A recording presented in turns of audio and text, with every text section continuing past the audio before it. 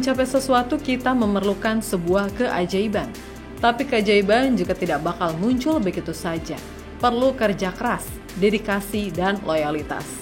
Hal inilah yang sekarang sedang coba diterapkan pada timnas Indonesia. Erick Thohir mungkin sedang tak sesibuk ketika matchday. Namun siapa sangka ada sebuah aksi gebrakan buat matchday di Juni mendatang. Di mana hal ini telah disetujui FIFA dan AFC. Pihak induk sepak bola Asia dan dunia lagi-lagi memberikan sebuah kelonggaran dengan perubahan jadwal. Sesuatu yang ternyata membuat Vietnam merasa iri. Mereka terheran-heran dengan apa yang terus dirasakan timnas. Di sisi lain, negara tetangga Malaysia belum mau berhenti berambisi mengejar Garuda yang telah terbang lebih tinggi. Harimau Malaya ikut melakukan sebuah terobosan. Bedanya, terobosan mereka banyak ditentang karena makin banyak menaturalisasi pemain lokal. Lantas, siapa saja yang dinaturalisasi Malaysia? Serta kenapa Vietnam iri melihat Indonesia dimanja FIFA terus? Let's go, kita bahas sampai tuntas.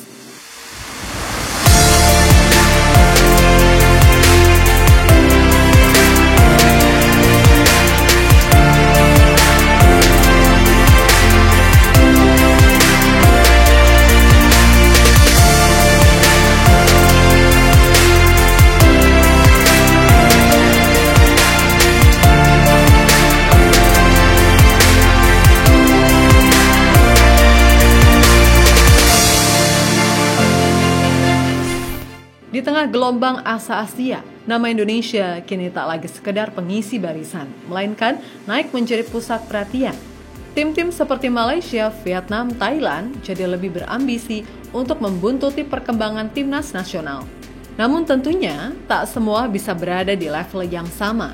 Ada kerja keras yang berbuah pengaruh, ada prestasi yang berujung penghargaan, dan kali ini Indonesia berada di dalam titik itu. Titik di mana suara kita mulai terdengar, titik di mana langkah kita mulai diperhitungkan.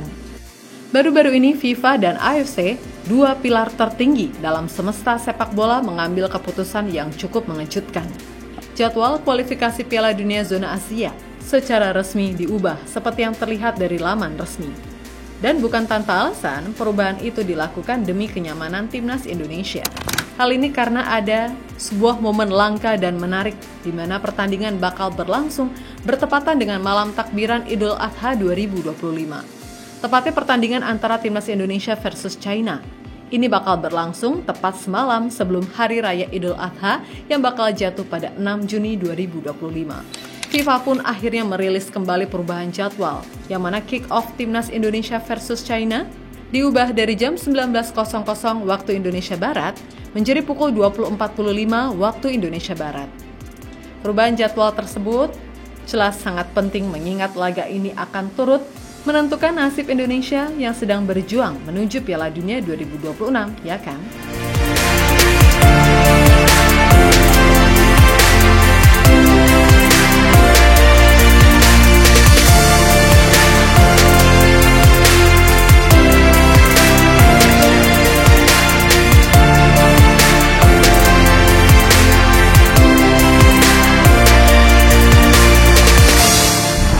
Yap, lagi-lagi Indonesia benar-benar seperti dimanja oleh FIFA.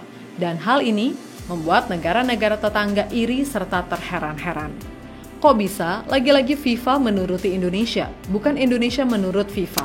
Salah satunya media asal Vietnam, thetao247.vn, menilai FIFA AFC bisa merugikan timnas Indonesia soal aturan baru laga yang bakal berlangsung. Padahal jelas-jelas perubahan jadwal semuanya telah diperhitungkan secara matang. Konfederasi Sepak Bola Asia secara tak terduga mengubah waktu pertandingan timnas Indonesia pada kualifikasi Piala Dunia 2026 putaran ketiga di Asia. Secara spesifik, pertandingan antara tuan rumah Indonesia dan tim Tiongkok tetap akan digelar pada 5 Juni di Gelora Bung Karno, tetapi akan berlangsung pada waktu yang lebih lambat, yakni pukul 20.45 waktu Indonesia Barat. Tulis di thetao247.vn dilansir dari artikelnya. Sebuah pertanyaan yang mengandung rasa tak rela, seakan perubahan ini bukan hasil kerja, tapi hasil bantuan semata.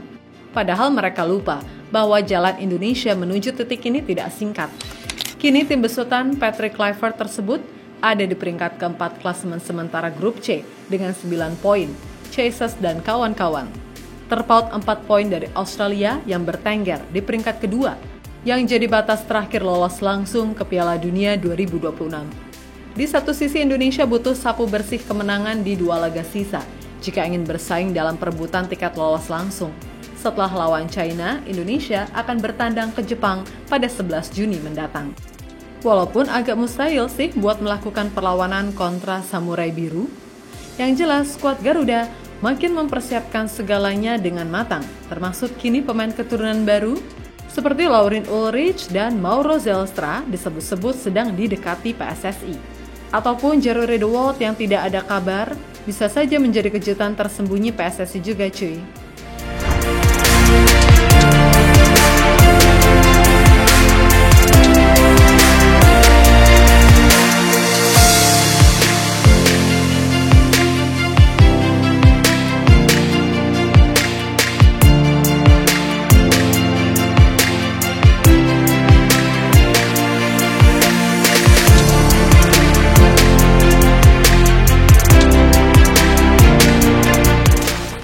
Tidak mau ketinggalan, Malaysia tampak tidak menyerah buat memberikan harapan kepada para fansnya, walaupun sebelumnya ditentang keras. Dalam suasana yang penuh dinamika dan harapan besar, timnas Malaysia kini tengah berada di ambang perubahan strategis yang berfokus pada naturalisasi pemain asing di liga domestik. Sebagai langkah mengatasi sulitnya mencari pemain keturunan yang memenuhi kriteria, kebijakan ini muncul sebagai respon terhadap kegagalan sebelumnya, seperti penolakan terhadap pemain seperti Josh Brownhill dan Ferdi Drive yang mengklaim tidak memiliki garis keturunan Melayu, sehingga mendorong Federasi Sepak Bola Negeri Jiran untuk kembali menekankan pendekatan lama yang lebih praktis dan langsung. Seiring dengan itu, kabar beredar bahwa beberapa pemain asing yang berkarir di Liga Malaysia seperti Giancarlo Gallifuco dari Kuala Lumpur FC, Jordan Mintah dari Kuching FC, Rafael Vitor dari Penang FC, dan Braxton Silveira dari Johor Darul Takzim. Yap, hampir semuanya sudah berusia kepala 3. Seperti Giancarlo Gallifuco, merupakan bek tengah 31 tahun, yang punya banyak pengalaman di Eropa termasuk di Swansea City hingga Tottenham Hotspur. Namun usianya nggak bisa bohong, hingga pada akhirnya berlabuh ke Liga Malaysia dan ternyata malah dinaturalisasi. Kemudian Braxton Silveira merupakan striker tajam asal Brazil yang hampir selalu menjadi top skor di Liga Malaysia dalam beberapa tahun terakhir. Namun lagi-lagi usianya sudah tidak muda, menginjak 34 tahun. Begitupun dengan Rafael Vitor, bek tengah asal Brazil yang juga sudah berusia 32 tahun. Hanya Jordan Miftah, penyerang asal Ghana, menjadi yang termuda dengan 29 tahun. Dari 4 pemain yang bakal dinaturalisasi Malaysia, dan ketiganya akan segera menjalani proses naturalisasi. Mereka dipilih karena memenuhi syarat tinggal di Malaysia selama minimal 5 tahun dan diharapkan mampu memperkuat skuad Harimau Malaya dalam menghadapi kualifikasi Piala Asia 2027 yang semakin menuntut performa optimal, di mana Vietnam akan menjadi rival perebutan 1 tiket menyusul Indonesia yang telah lebih dulu berada di Piala Asia.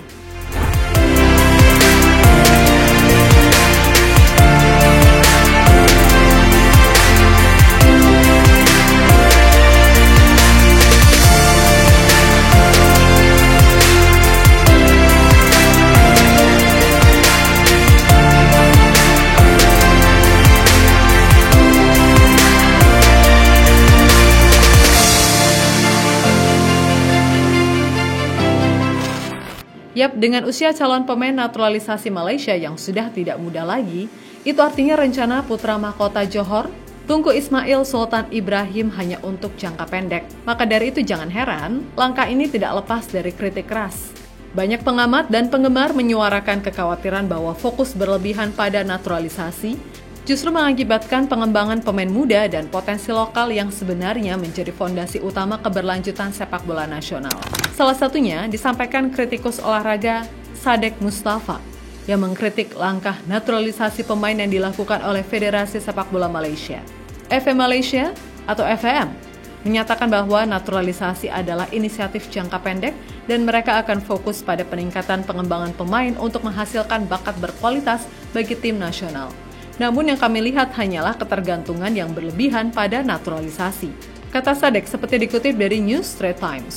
Dan ya, kritik ini semakin tajam mengingat perubahan kebijakan yang mendadak, termasuk penghentian naturalisasi pemain asing tanpa keturunan Malaysia, yang menunjukkan ketidakpastian dan ketidakkonsistenan dalam strategi pengembangan tim nasional.